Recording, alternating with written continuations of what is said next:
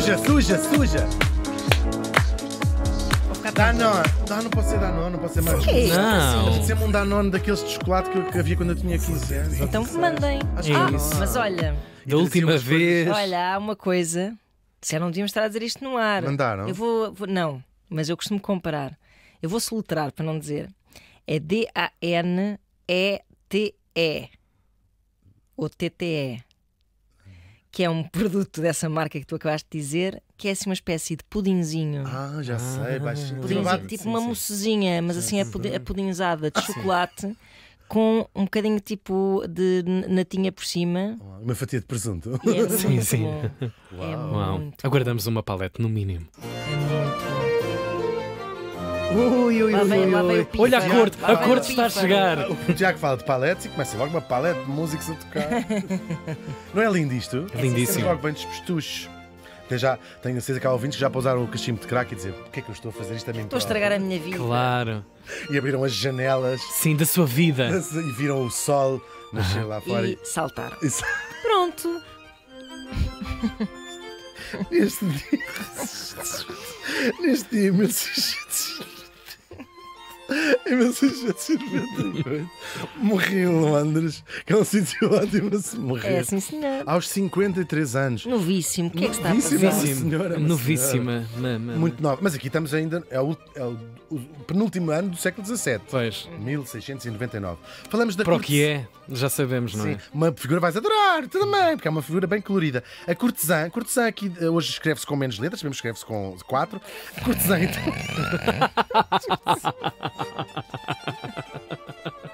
Gravíssimo. Gravíssimo. Como é que se diz?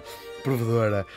Não estou a dizer que a provedora é Não, cortesã. não. Estou a dizer que vão Começa escrever também por um para pema, não é? Assim. Cortesã italiana. Hortense Mancini. Hortense Mancini. Hortense. Chegou em 1640. Imagina. Mas há imensas nos Açores. não Sim, tens sim, muito. Hortense. Nesta altura do ano está em grande. Nasceu em 1646 em Roma e agora vou ter que falar um bocadinho mais depressa para não olhar para os meus colegas durante pelo menos uns 30 segundos até me recompor. Mas na altura ela nem se apercebeu onde é que estava. Se estava em Roma. Se estava em Roma, se estava onde? Bom, claro, os bebés não percebem onde é que estão. A nossa morta nasceu numa das famílias uma família nobre ali de Roma. Por isso se calhar percebeu logo. Disse, isto está qualquer coisa aqui que está. Foi. Não está bem.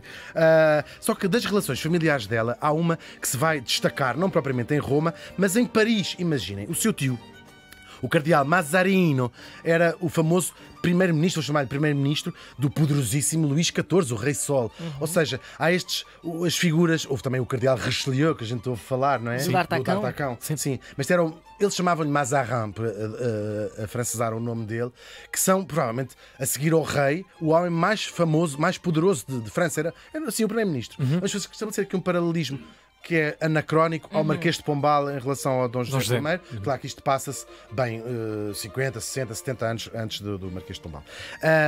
E pronto, o tal cardeal Mazarin, quase tão conhecidas como o tio, vão ser a nossa Hortense, as suas 4 irmãs e 2 primas.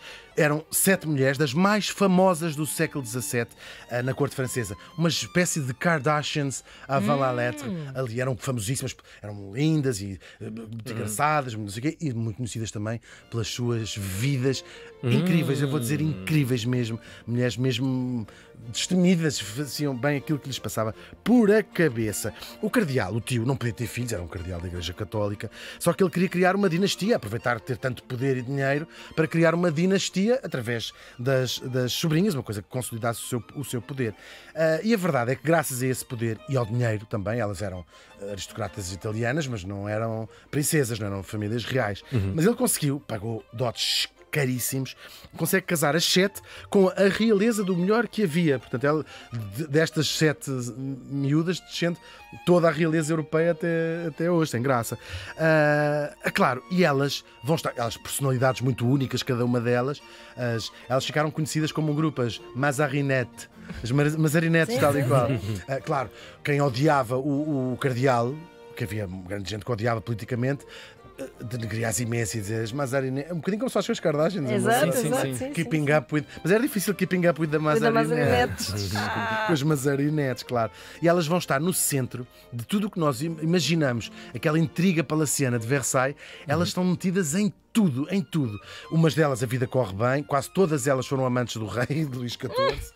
Que era uma coisa. Já Vidas explico. divertidas. A própria Conceição de Amantes, não é? Não era uma coisa pública. Tinha mesmo a mais. Ele tinha várias, era uma coisa sabida na corte, era o dado. Quer dizer, as pessoas sabiam que os casamentos eram feitos por alianças políticas, Claro. portanto não tem o mesmo. Talvez entre o povo isso não fosse bem visto, mas entre a corte que estava ali fechada em Versailles era bem visto. Era só Ah, mais mas- uma terça-feira. Era assim. Claro, não havia amor. E deitavam-se todos uns Não com os havia outros. lealdade assim, no sentido Não, afetivo, não é? Não havia. Pois. Ias procurá-la fora do teu Claro, casamento. claro.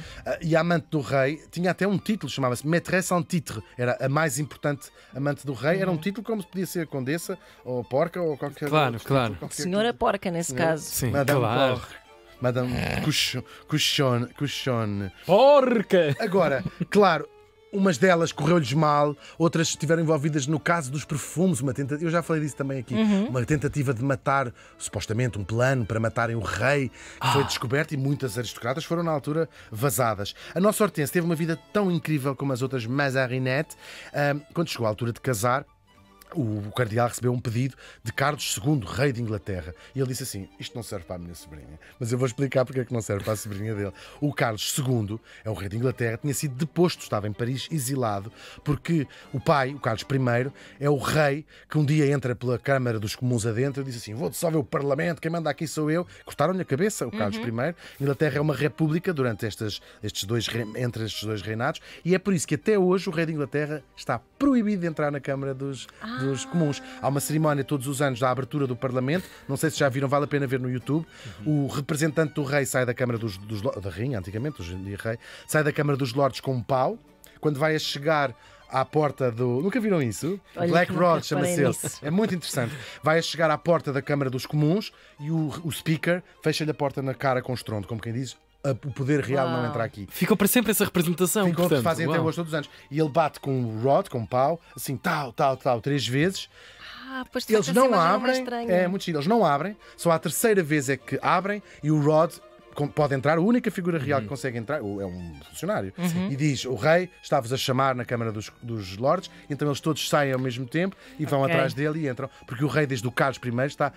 É o único sítio em Pá, Inglaterra e a pessoa onde viu o rei aquilo. não pode entrar é na Câmara dos Comuns. E a pessoa viu aquilo a vida Uau. toda e pensava que era pacadinhas de Molière, a sessão vai Não. Sim, começar. quer dizer, É muito são interessante. Bora rituais, aqui. pois É muito pois interessante, Uau, uma história então não é? com Sim, muitos, sim. muitos E chefes. os ingleses adoram isto. Adoram porque é o claro. símbolo da monarquia Separação, não é? parlamentar que eles têm há muitos Claro. séculos, há muitos séculos mesmo. Então o tipo pensou: agora este gajo é um rei exilado, quer lá este para uma coisa. E portanto não casou mesmo. E o Carlos até tinha ficado mais ou menos apaixonado por ela.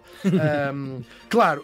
Lixou-se porque uns meses depois a República é abolida e o Carlos II vai ser o rei de Inglaterra sido novamente. Ele tentou ainda voltar atrás, só que por essa altura já o Carlos II tinha casado com uma figura que nós conhecemos todos bem, Catarina de Bragança, a mulher que supostamente terá levado, não levou o chá para a Inglaterra, mas tornou moda na corte beber chá. Portanto, se não fosse, se a Não Hortense estou a tivesse imaginar casado. voltar atrás, tipo, assim a ligar a dizer. Sim, sim, sim. Olha, Parece aquela tipo um anedota negócio parece aquela desfeito. anedota do Mas eu prostituta, percebi protestante.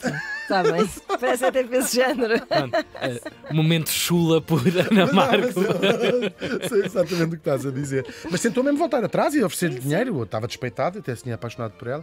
Mas, Deus meu. sim, é verdade.